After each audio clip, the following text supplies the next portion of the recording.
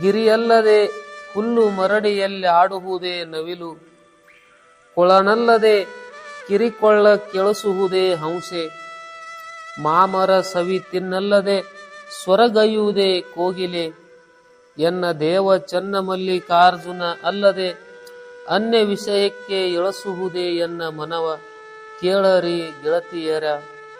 ಅಕ್ಕ ಮಹಾದೇವಿ ಹೇಳ್ತಾಳು, ನವಿಲು ಕುಣಿಬೇಕಾದರೆ ಸುಮ್ಮನೆ ಕುಣಿಯುವುದಿಲ್ಲ, ಹಚ್ಚ ಹಸಿರು ವನ ಇರಬೇಕು, ಮೋಡಗಳ ತುಂಬಿ ಬರಬೇಕು, ಆವಾಗ ನವಿಲು ಕುಣಿತೈತಿ.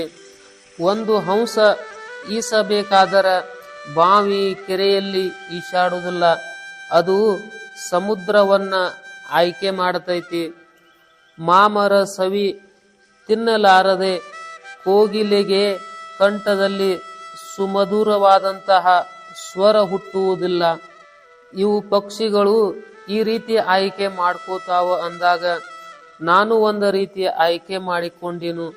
ಎನ್ನ ದೇವ ಚನ್ನ ಮಲ್ಲಿಕಾರ್ಜುನ ಅಲ್ಲದೆ ಅನ್ಯ ವಿಷಯಕ್ಕೆ ಎಳಸುವುದೇ ಎನ್ನ ಮನ.